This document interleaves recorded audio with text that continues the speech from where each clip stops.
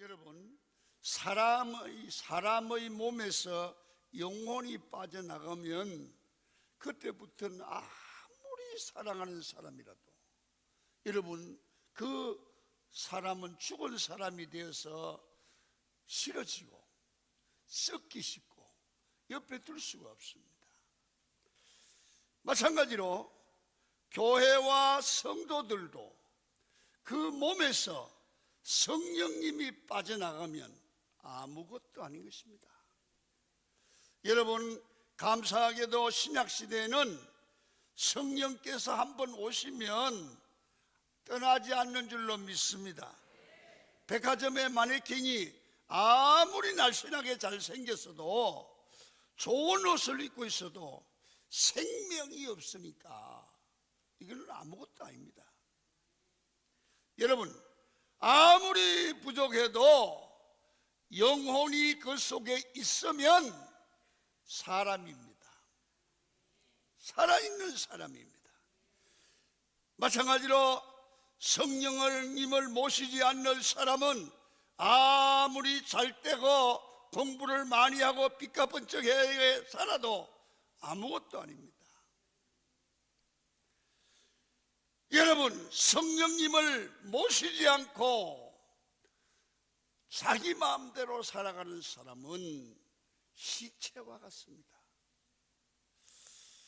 여러분, 가진 것이 없어도 성령님을 모신 사람은 살아있는 사람이고 가장 복 있는 사람이고 영생의 사람입니다. 성령님께서는 성령님을 모신 자를 절대로 버려두지 아니하시고 그와 함께 하시고 그를 도와주시고 그를 지키시고 그를 축복하시고 계속 일하십니다. 부모는 자식을 위해서 계속 일해요. 어떤 분들이 그러더라고요. 목사님, 시집 보내면 끝나는 줄 알았더니 시집 보내니까 더 골치 아프다고. 여러분, 부모님은 시집 보내도 계속 일하는 거예요. 계속 신경 쓰는 거예요. 성령께서는 여러분들과 저를 영원토록 함께 하시고 우리를 도와주시고 일하시는 줄로 믿습니다. 여러분, 성령님은 전능하십니다. 성령님께서 원하시면 우리의 모든 것을 도와주시고 역사해 주실 줄로 믿습니다. 그래서 히브리서 13장 8절을 보면 이렇게 말씀합니다. 한번 읽겠습니다. 시작. 성령님께서는 어제나 오늘이나 영원토록 동일하고 전능한 하나님이십니다. 성령께서는 어제나 오늘이나 영원토록 동일합니다. 우리가 변하지요. 그래서 성령님을 마음속에 모시고 마음의 주인으로 성령의 이끌림을 받는 사람들은 세상에 살아가는데 아무 걱정이 없는 것입니다. 우리는 늙어도 성령님은 늙지 아니하십니다. 우리는 피곤해도 성령님은 피곤하지 않습니다. 우리는 헛수고를 하지만 성령님은 헛수고를 하거나 실수를 하는 법이 없습니다. 그래서 세상에는 우리를 돕는 사람이 많은 것 같지만 실제적으로 사람은 우리를 돕지 않습니다. 자기에게 필요할 때 좋을 때만 돕지. 사람들은 참 계산적이잖아요. 그러나 성령님은 영원히 우리를 사랑하시고 우리를 끝까지 도우시고 우리를 책임질 줄로 믿습니다. 그래서 성령님과 함께 사는 사람이 복이 있는 사람입니다. 그래서 성령님을 받아야 됩니다. 1995년에 미국 플로리다주 템프시의 한 병원에서는 의사가 하는 오른쪽 다리를 잘라야 되는 환자의 수술을 하였습니다.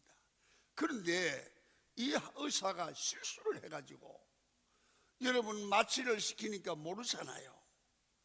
오른쪽 다리를 자르려야 되는데 왼쪽 다리를 잘랐어요. 그래서 결국은 두 다리 다 날아가 버렸어요. 그 사람의 의사의 실수로 멀쩡한 다리를 잘랐어요. 그래서 마취에 깨어나 보니까 아니 반대편 다리를 잘랐어요. 실수예요. 20억을 보상을 했대잖아요. 여러분, 마산의 한 병원의 원장님은 부인을 수술하고 나서 가위를 뱃속에다 넣고 그냥 꿈했어요. 그 여자가 죽었어요.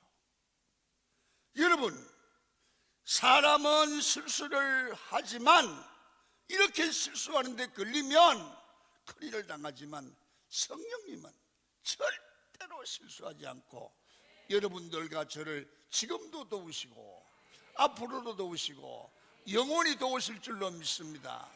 그래서 우리가 목사님들이 그래도 목회를 제대로 하고 하려고 하는 사람들이, 모든 목사님들이 성도들에게 목사님 자신도 성령 받을 충만하려고 그러고 여러분들에게 성령 충만해야 된다고 강조하는 이유가 바로 거기 있습니다. 여러분, 은혜 한 번 받으면 팔자를 고쳐버립니다. 저도 예수 그냥 믿다가 성령 충만 받아야 된다는 그 충격적인 얘기를 듣고 성령 충만 받고 난 후에 여러분 42년이 넘도록 목회 길이 열리고 오늘날 강은교회가 이렇게 이루어진 거 보고 아이고, 나 같은 이 부족한 이 죄인에게도 성령님이 함께하니까 하나님께서 쓰시는구나, 그런 생각이 들어갈 때 늘 제가 늘 성도들에게 성령 충만하면 됩니다. 그걸 강조하는 거예요. 이번에 여러분 성령 충만의 주인공이 되기를 축원합니다. 그러면 성령 충만에 받는 길이 뭘까? 여러분 꼭 기억해야 됩니다. 하나님께서 우리에게 보내주기로 약속하신 분임을 마음에 믿으시기를 바랍니다. 마음만 열면 성령 하나님을 주시기로 약속했기 때문에 우리는 받을 수 있다. 아멘이십니까? 그래서 여러분 성경 요엘서 2장 28절에 이렇게 약속을 해요. 잘 읽습니다. 시작. 그 후에 내가 내 영을 만민에게 부어주리니 너희 자녀들이 장래일을 말할 것이며 너희 늙은이는 꿈을 꾸며 너희 젊은이는 이상을 볼 것이며 또 내 영을 남종과 여종에게 부어줄 것이며. 여러분, 하나님의 영을 남자와 여자와 만민에게 부어주신다고 했습니다. 여러분, 그리고 예수님도 오늘 본문에 그렇게 말씀을 합니다. 다시 한번 봅니다. 4절 시작. 예루살렘을 떠나지 말고 내게서 들은 바 아버지께서 약속한 것을 기다리라.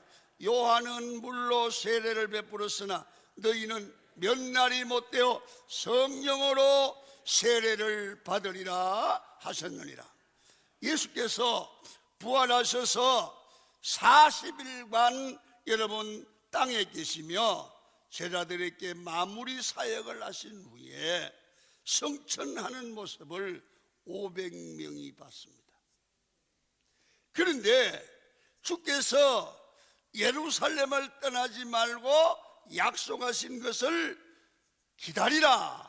그러면 몇 날이 못되어 너희가 성령을 충만히 받겠다고 했는데 다른 사람은 안 믿고 120명만 남아서 120명만 성령의 충만함을 받고 이들을 통해서 예루살렘 전역에 복음화가 이루어진 거예요. 그것은 하나님의 성령을 믿고 기다리는 사람에게 하나님이 주신다는 약속을 지킨 거예요. 여러분, 요한복음 1장 29절에 세례 요한이 예수께서 오시는 것을 보고 이렇게 말해요. 시작. 보라, 세상 죄를 지고 가는 하나님의 어린 양이로다고 말합니다. 세례 요한은 영안이 밝아가지고 예수께서 모든 사람의 죄를 대신하여 십자가에 짐으로 우리를 대속해서 제물되는 어린 양으로 봤어요. 그걸 미리 알았다고요. 왜? 성령이 충만하니까. 1장 33절 보냅니다. 내 아를 보내어 물로 세례를 베풀라 하신 그이가 나에게 말씀하시되 성령이 내려서 누구에든지 머무는 것을 보거든 그하고 성령으로 세례를 베푸는 자인 줄 알라. 세례 요한은 미리 알았어요. 이 사람이 이 예수님이시고 우리 인류를 구원할 자임을 알았단 말이에요. 그러면서 자기는 물로 세례를 주지만 예수님께서는 성령으로 세례를 주신다. 여러분, 장로교에서는 세례를 약식으로 그러죠. 물로 이렇게 차잖아요. 근데 원래 세례, 예수님의 세례는 이 요단강에 가서 물속에 들어갔다가 여러분 푹 잠겨서 나오게 했어요. 그걸 침례라고 그러죠. 여러분, 요단강에 몸이 잠기듯이 푹 성령에 잠기고 성령에 사로잡히는 것을 성령 세례라고 그러는 줄로 믿습니다. 오늘 성도 여러분, 오늘 이번에 성령에 충만하게 되는 그런 성령 세례를 받으시기를 축원합니다. 여러분, 마가복음 16장에 가이사랴 빌립보 지방에서 예수께서 제자들에게 얘들아, 나를 세상 사람들이 누구라 하느냐? 예, 들으는 엘리야, 들으는 선지자 중에 한 사람이라고 합니다. 예수께서 너희들은 나를 누구라고 하느냐? 그때 베드로가 주여 그리스도시요, 주는 그리스도시요 살아계신 하나님의 아들입니다. 그때 예수께서 하신 말씀이 뭡니까? 봐 요나 시모나, 네가 복이 있도다. 이를 알게 하니는 사람이 아니라 하나님이라. 여러분, 베드로는 성령의 은혜로 예수께서 하나님의 아들이라고 그리스도라고 고백을 했지만 베드로는 그 고백을 할 때 성령이 알게 했지만 성령의 충만은 아닙니다. 여러분, 성령 충만은 언제 받느냐? 오순절 다락방에서 충만하게 받았습니다. 여러분, 우리 중에서 예수님의 성령으로 감동받아 예수님을 믿지만 성령의 충만을 받지 못한 분은 많아요. 이번 집회에 충만히 받기를 축원합니다. 여러분, 예수님께서도 약속을 하셨습니다. 요한복음 14장 16절입니다. 시작. 내가 아버지께 구하겠으니 그가 또 다른 보혜사를 너희에게 주사 영원토록 너희와 함께 있게 하리라. 다른 보혜사를 너희에게 준다. 여러분, 요한복음 20장 22절에도 있습니다. 또 안 돼? 시작. 이 말씀을 하시고 그들을 향하사 숨을 내쉬며 이르시되 성령을 받아라. 성령을 받아라. 여러분, 하나님께서 만민에게 신을 부으신다고 예언하셨고 예수께도 예언하셨고 세례 요한도 그 예언대로 성령을 부어주신다고 약속하면서 오늘 우리들에게 성령의 은혜를 사모하고 믿고 받으라는 거예요. 아멘입니까? 그래서 성도들이, 주의 종들이 성령의 충만함을 받을 사람은 반드시 승리하는 거예요. 여러분, 그러면 이 성령을 받으면 되는데 여러분, 이 성령은 어떻게 하는 자에 받습니까? 우리 주님께서 부어주시기로 약속한 사실을 믿어야 돼요. 그 믿음은 정말 사람의 생각이 개입이 되면 안 되는 거예요. 여러분, 어느 날 영국의 학자자 알버트가 유명한 학자 라이언 플레이페어 연구실에 들렸습니다.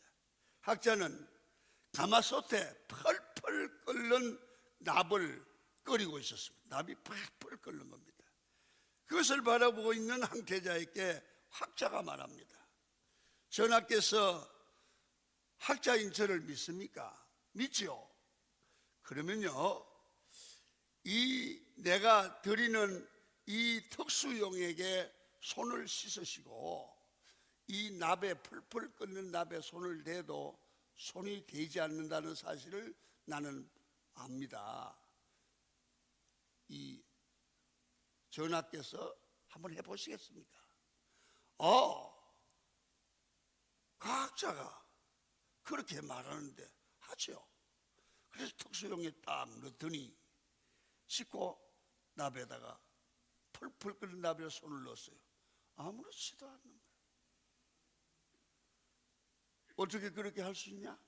학자의 말을 믿은 거예요. 아멘. 이게 학자의 말을 안 믿으면 펄펄 끓는 납에 손을 넣으면 손 끝나는 거예요. 믿음, 이게 믿음이에요. 내 생각으로는 안 믿어지지만 전문가 학자의 말을 믿고 이렇게 넣어도 내 생각에 알지 못하는 기적이 일어났단 말이에요. 우리는 하나님의 말씀을 믿어야 될 줄로 믿습니다. 이번에 주시기로 약속하신 성령님을 사모하면 반드시 우리가 성령 충만하고 성령 충만하면 승리하는 삶이 되리라 믿으시기를 축원합니다. 두 번째는요, 성령님은 기도할 때 강하게 받습니다. 500명이 예수님의 말씀을 들었지만 많은 사람들이 어떤 핑계를 대도 다 도망을 가고 120명만 믿고 전혀 기도에 힘쓰다가 성령의 충만함을 받으신 줄로 믿습니다. 여러분, 놀라운 일은 하루 기도하고 이틀, 3일, 4일, 7일, 8일, 9일 돼도 성령이 임하지 않았습니다. 10일 딱 되니까 성령이 임했습니다. 여러분, 계속 기도해야 됩니다. 하나님의 은혜를 사모하면서 간절히 기도하고 전혀 기도하고 힘써 기도하고 부르짖어 기도할 때에 10일째 되는 날 하늘문이 열리고 성령의 불의 혀같이 갈라지는 역사가 일어났습니다.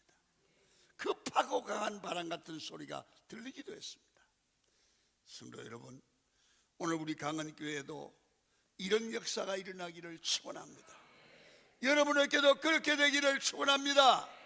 여러분, 120명 성도가 성령을 받으니까 여러분 새로운 힘을 얻고 새 방언을 말하고 병든 자에게 손을 얹은 적 병든 자가 벌떡벌떡 일어났습니다.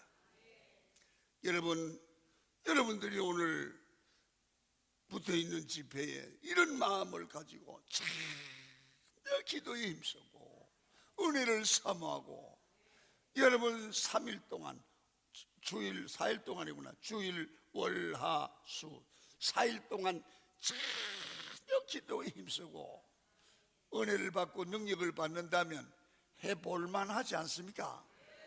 그리고 인생이 바뀌는데요. 여러분, 기도하고 은혜 받는 곳에 성령님께서 임하시면 마음의 문제, 생활의 문제, 모든 문제가 해결되는 역사가 반드시 일어날 줄로 믿습니다. 여러분, 마음 먹으면 안 되는 게 없어요. 우리가 마음 먹으면. 그런데 제가 해보니까 아무리 사람이 노력하고 다른 방법으로 사는 것보다 한번 성령 충만하고 내가 나를 이끌어가는 게 아니라 내가 성령에 이끌릴 때 목회가 되는 거예요. 목회가 되는 거예요. 여러분, 목회가 되는 거 어떤 건지 압니까? 여러분, 우연히 기도해도 그게 되는 거예요. 별거 아닌 것 같은데 다른 거예요. 그게 뭐냐? 내가 사람이 하는 게 아니고 그 일을 성령님이 붙들어 주는 거예요. 이게 인생이에요. 그래서 이번에 은혜 받기를 축원합니다. 그러면 세 번째는 어떻게 하면 성령의 충만을 받느냐? 말씀을 경청해야 돼요. 여러분, 말씀이 능력이에요. 여러분, 사도행전 10장에 보면 베드로가 고넬료의 집에서 설교할 때 성령께서 충만히 임했습니다. 설교가 끝나기 전에 성령께서 임하는 거예요. 주일 예배 시간에도 또 부흥회 때도 설교에 집중하고 내가 빠지다 보면 여러분 놀라운 일들이 일어납니다. 때로는 말씀을 듣는 중에 병든 자가 치료받아요. 여러분, 말씀에 집중했는데 아픈 게 사라지기도 하고 기적이 일어나기도 하고 그렇습니다. 그래서 여러분, 말씀을 듣는 시간은 성령님을 만나는 시간입니다. 그리고 그 말씀이 우리가 이 나의 생각과 마음을 이끌어가고 말씀에 빠질 때 성령에 사로잡힌 거예요. 이 말씀을 믿고 이 말씀 안에 우리가 들어갈 때에 성령의 기름 부음이 있어요. 말씀에 집중하기를 축원합니다. 예수 믿는 사람은요, 말씀을 들을 때 여러분 집중하는 연습을 해야 돼요. 그리고 말씀을 읽을 때도 하나님의 말씀으로 듣고 받아야 돼요.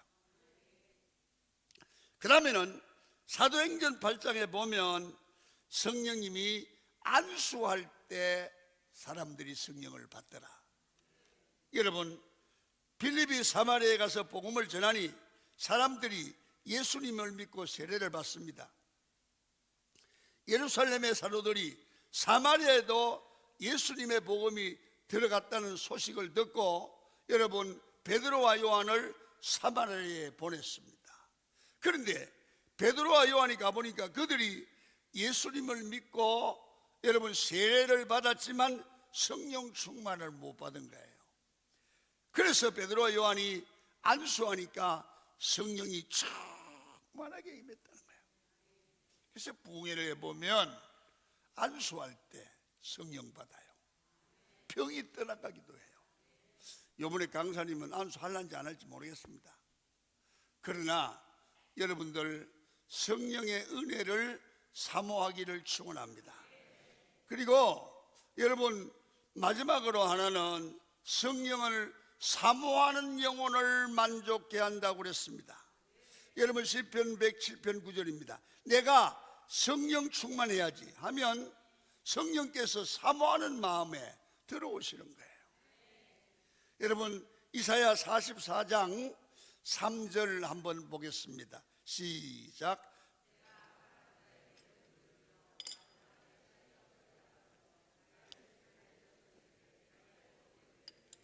예, 나의 신을 네 자손에게 나의 복을 네 후손에게 주리라. 할렐루야.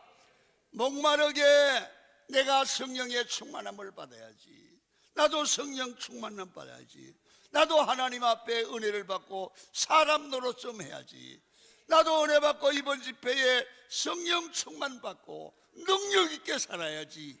이런 마음이 자꾸 일어나는 걸 사모한다고 그래요. 여러분 어떤 사람이 돈이 없어서 큰 충격과 멸시를 받은 거야. 그래서 작정을 해요. 나도 이제 돈 벌어서 내가 저 왼수를 갚아야지. 그렇게 막 일을 깨물고 돈을 벌더래요.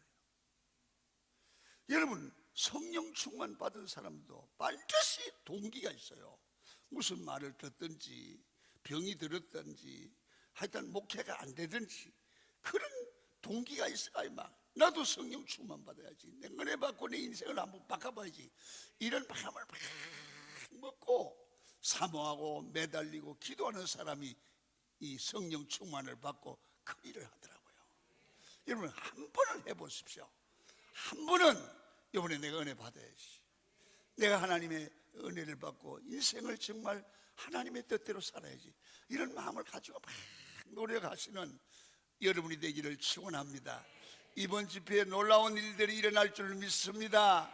성령 충만을 사모하십시오. 놀라운 일들이 일어납니다. 바쁘신 일 많지만 낮에 잠깐 하시고 낮에 안 하신다니까 뭐 어떻게 우리 교회는 낮에도 잘 하는데 안 한다니까 어떡하겠어요. 낮에는 안 하니까 여러분 볼일 보시고 새벽과 저녁은 시간을 내셔야 됩니다. 아멘입니까?